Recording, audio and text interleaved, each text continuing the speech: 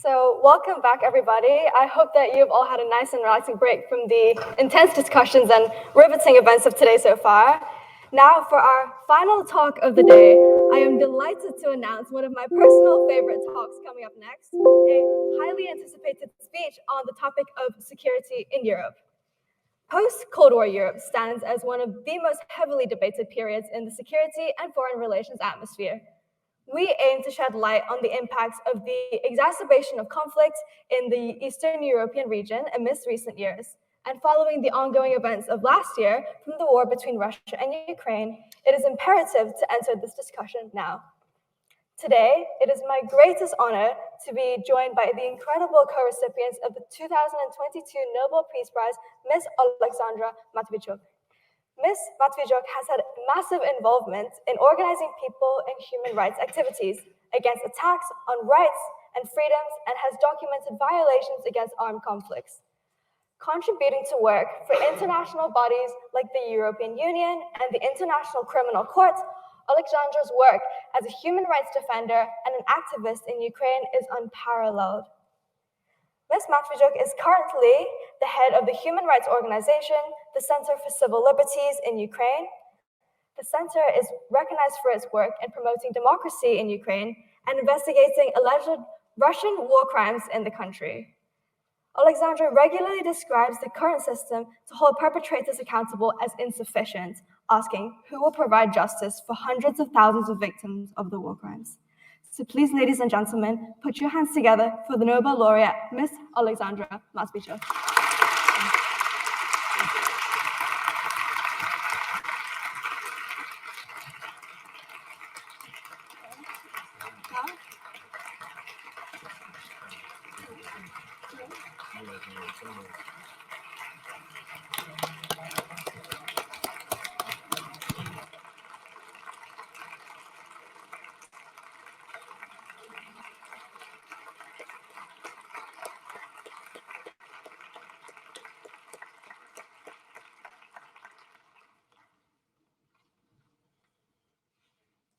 Thank you for your invitation. It's a huge honor for me to have a possibility to speak in this audience. I'm a human rights lawyer, and for years, I have been applying the law to defend people and human dignity. And at present, I and other Ukrainian human rights colleagues are doing our job in the circumstances when the law doesn't work.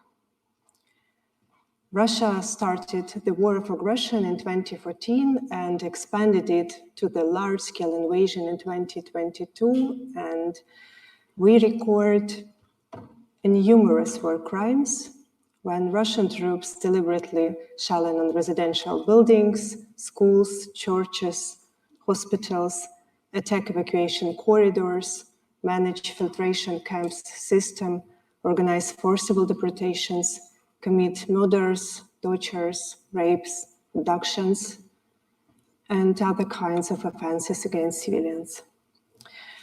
Even people who live far from the battle zone live in total uncertainty, because we can't plan not even a day, but even the next few hours, because you never have any idea when the air alarm is starting, or electricity and internet is disappeared.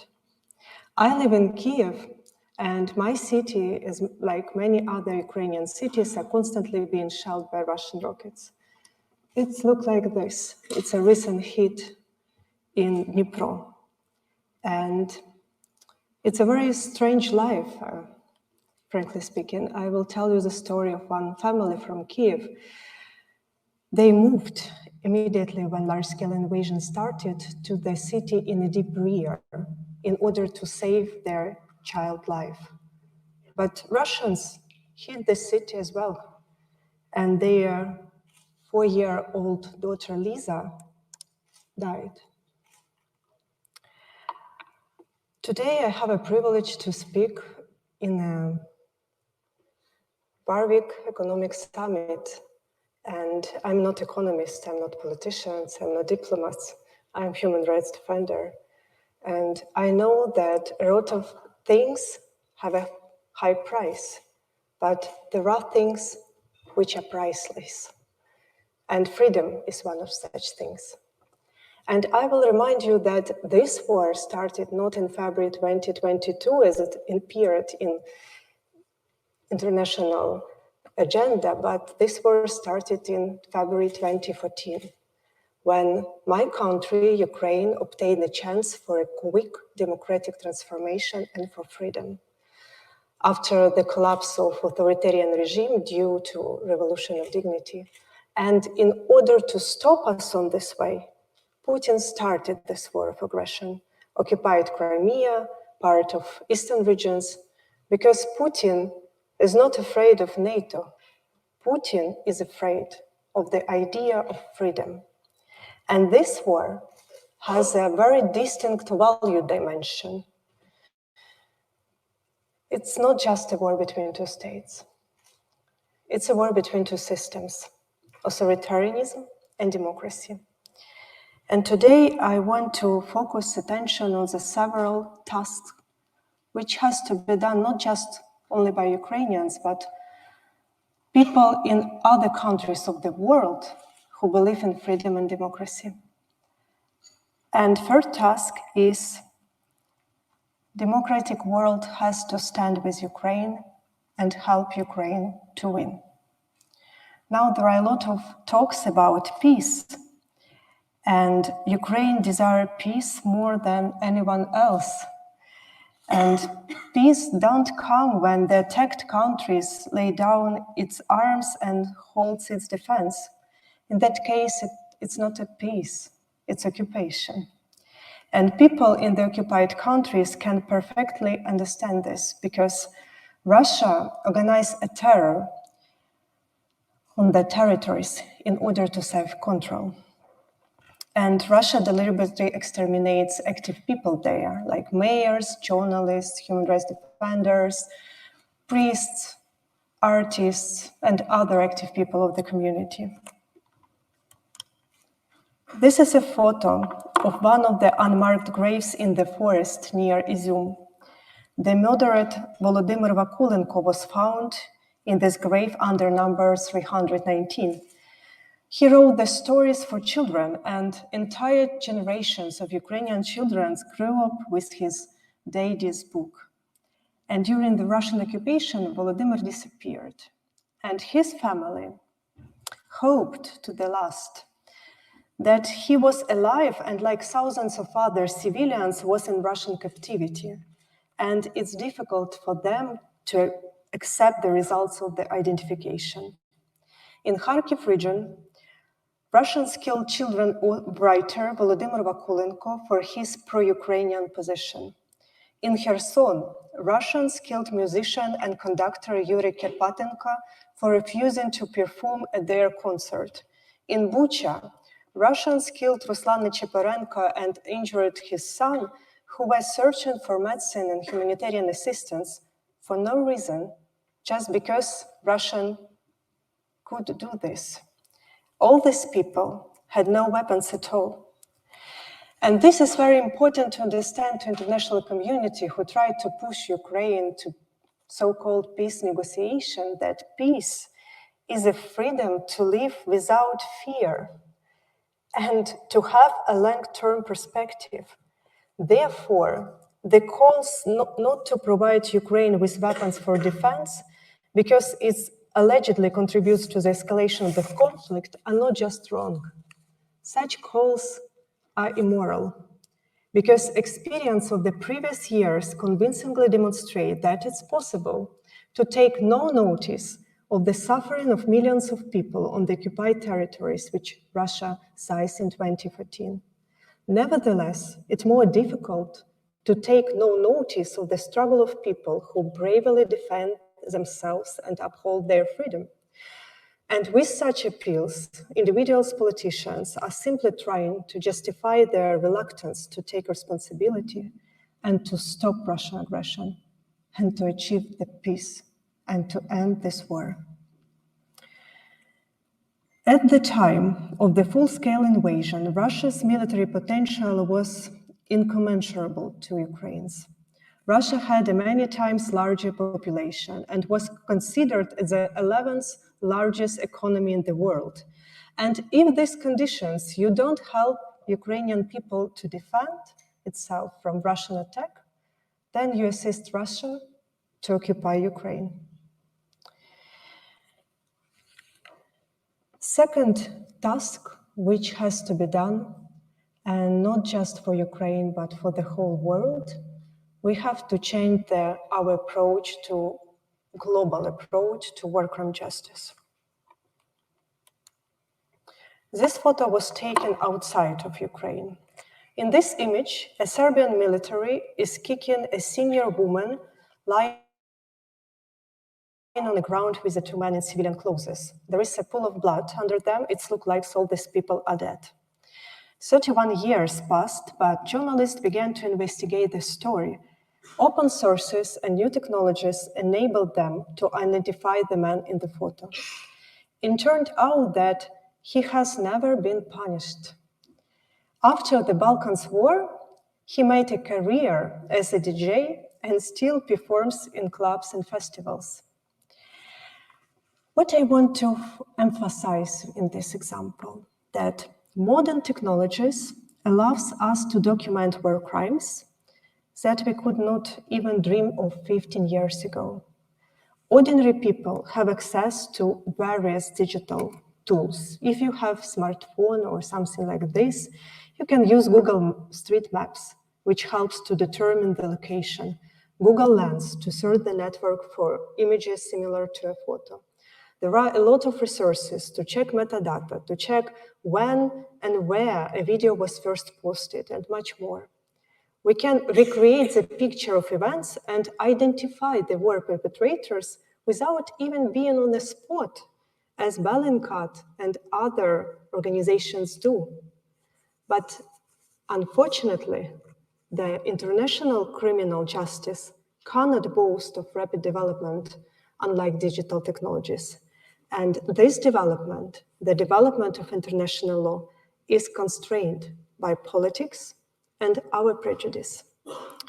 The problem is that we still look to the world through the prism of through the prism of Nuremberg trials, when Nazi war criminals were tried, but only after Nazi regime had collapsed. But we live in a new century. Justice must be independent of the magnitude of Putin's regime's power. We cannot wait to the end of the war. We must establish international tribunal now and hold Putin, Lukashenko, and other Russian war criminals accountable. Because modern international law defines international crimes as those that threaten the existence of the entire humanity as a species, since this is a impunity that causes crimes to be repeated in different parts of the world. Therefore, there will be no lasting peace without justice, especially when Russia is used to using wars to achieve geopolitical goals and war crimes as the method of winning these wars. I am sometimes asked why Russians shot civilians in Bucha, in other Ukrainian cities whose bodies were lay scattered around the street until their liberation. And this cruelty is a result of total impunity, which Russia enjoyed for decades. Because for decades, Russian troops committed horrible, horrible war crimes in Chechnya, in Moldova, in Georgia, in Mali, in Syria, in Libya, in other countries of the world. And they have never been punished. This violence, this denial of human dignity become a part of Russian culture. Russians start to believe they can do whatever they want. Therefore, relatives of Russian soldier Volodymyr Sheshimarin do not show any doubts when journalists ask how they accept the fact that after the invasion, he killed a 62-year-old civilian, ordinary farmer, Oleksandr Shelipov, right outside his house. They are convinced that civilians can be killed during the war, and this is normal. I interviewed hundreds of people who survived Russian captivity, and they told me horrible stories. They told me how they were beaten, raped, how their fingers were cut, how they were smashed into wooden boxes, how they were tortured with electricity, how their nails were torn away, their nails were drilled. One woman told me how her eye were dug out with a spoon. And these people also told me that Russians who did these horrible things were convinced of their impunity. That's why the democratic world particular action must demonstrate that guilty will not hide beyond the abstract Putin, and eventually they will be held accountable for what they have committed with their own hands. This may have a cooling effect on the brutality of violations that the Russians continue to commit in Ukraine every day. And this means that even starting such kind of procedure can save people's life. I saw how war turned people into the numbers, and I noted that I myself start to speak more with numbers than with names, because the scale of war crimes grows so large, it's become impossible to recognize all the stories. And only justice can return people their names, which means to return people their human dignity. And I mentioned the case of Oleksandr Shalipov, who was killed by Russian soldiers immediately after an invasion near his house. This case was very famous in the international arena only because it was a first court trial. In opposite cases, this case had no chance to be visible because, as I told before, Oleksandr Shalipov was ordinary farmer.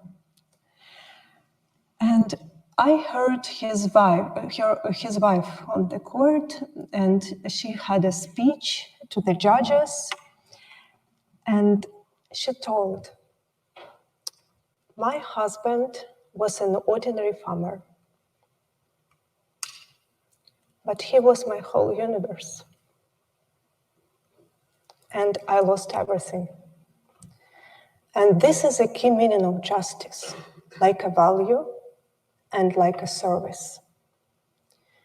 Because we have to provide a chance for all victims of this war, regardless who they are, their social position, what type of crimes or level of cruelty they endured, and whether or not media is interested in their cases or their cases are mentioned in the reports of international organizations. We must ensure justice for all, because the life of each person matters. And third task, which I want to focus today, it's task maybe not even for my generation only, but for your generation as well, because it's a very global task. It's task to build international system which can protect people through the authoritarian regimes and wars. Because Ukraine example is a very visible example that the whole international system of peace and security aren't functioning.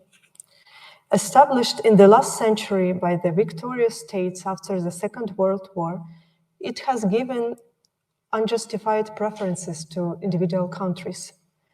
And now we are in a situation where a permanent member of the UN Security Council can launch a full-scale war of aggression and systematically commit war crimes against the civilian population in order to break the resistance and occupy the country, and the entire architecture of international conventions and international organizations can't stop this. It's a very dangerous world to live in. When General Secretary of UN came to Kiev to meet President Zelensky.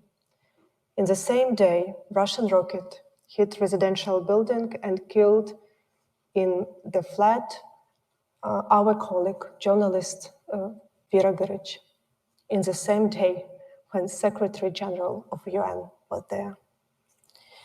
And what it leads me to the reflection that currently people in different countries of the world are focused on what's going on in Ukraine and what these people see. The example of Ukraine demonstrates to people that guarantees of human rights and your personal security do not depend on the international law and international order, but on whether or not you are lucky to live in a country which have a strong military potential or nuclear weapon. If the situation is not addressed and the international legal order is not restored in the nearest future, it will have a long-term negative consequences for the development of the whole world, because it will be a logic of thinking of the government. And the government will not invest money in education, science, healthcare, social protection, solving global like climate change or inequality or poverty or whatever else, but in weapons. And new technologies provide wide scope for experiment with weapons of mass destruction and the creation of robotic armies. It will be dangerous to live in such a world for everyone, without exception. Armies are talking now, and international law is not working, but nevertheless, I believe that it's temporary. And we have to start the international reform of system of peace and security, because this international system must protect people from wars and the arbitrariness of authoritarian regimes. And what is very important that this time human rights must be central to this new system. For decades, the voice of people who defend human rights in my region wasn't heard. Maybe we was heard in UN Human Rights Council or some OSCE human dimension meetings, but not in the rooms where political decisions were taking place. But human rights, development, and security are inextricably linked. And the problem is not only that authoritarian regimes' freedom has been limited to the level of the prison cell. The problem is that even in developed democracies, the principles of the Universal Declaration of Human Rights have begun to be openly questioned. And the generation that survived the Second World War were replaced by others, and people began to take freedom and human rights for granted. And they act as the consumers of democracy and freedom, but not as the bearers of these values. And that is why, even in well-developed democracies, people start easily exchange their rights and freedoms for comfort, promises of economical benefits, illusion of safety, demonstration of greatness, etc. But the truth is that human rights can't be achieved once and forever. And the values of modern civilization must be protected. Right now, people are fighting for their rights and freedoms in Iran, in many other countries worldwide, and our future depends on the result of their fight. For the reason that a state that kills journalists, imprison activists, or disperse peaceful demonstration poses a threat not only to their own citizens. Such kind of states poses a threat to the whole world. And Russia is a vivid example, because for decades, Russia persecuted their own Russian civil society. But well-developed democracies closed eyes. They continued to shake hands with Putin, do business as usual, build gas pipeline. Even after a full-scale invasion, only 6% of transnational companies withdraw from Russia. Only 6% of businesses have the courage to do it. Others continue to work and bring profits to the Russian budget, thereby financing this war. We must build a system which push governments to respond to systematic violations. And human rights should be no less important factor in making political decisions than economical benefits or security. And this approach should be applied not only in internal policy, but in foreign policy as well. And I will finish my intervention, and I will be glad to answer to a question and to make our rest time more dynamic with returning to the things which I say are priceless. I will return to the freedom. In this war, Ukraine fight for a freedom in all senses. For a freedom to be independent state, but not Russian colony. For a freedom to preserve Ukrainian identity and not re-educate Ukrainian children as Russians. And for a freedom to have our democratic choice as a chance, just a chance, to build a country where rights of everybody are protected, government is accountable, judiciary is independent, and police do not beat students which are peacefully demonstrating. And we pay a very high price for this. I would never wish any nation to go through our experience and through this, or this,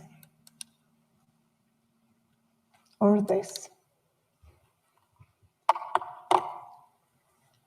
But these traumatic times provide us opportunity to reveal the best in us, to fight for freedom, to be courageous,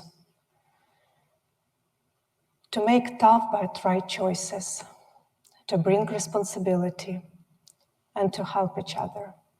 When international organizations immediately after large-scale invasion evacuated their personnel, ordinary people remained. And ordinary people start to do extraordinary things. It were ordinary people who took people out through their ruined cities. It were ordinary people who helped to survive under terrorist fires. It were ordinary people who rescued people who trapped into the rubble of residential buildings. It were ordinary people who broke encirclement in order to provide humanitarian aid. Ordinary people have a much more impact than they can even imagine. And in this traumatic time, we maybe like never before are very acutely aware what does it mean to be human beings. I would like to finish with that fact that we are fighting for something that has no limitation in national borders. Because we live in a very interconnected world, and the only spread of freedom makes our world safer. And that's why Putin started this war.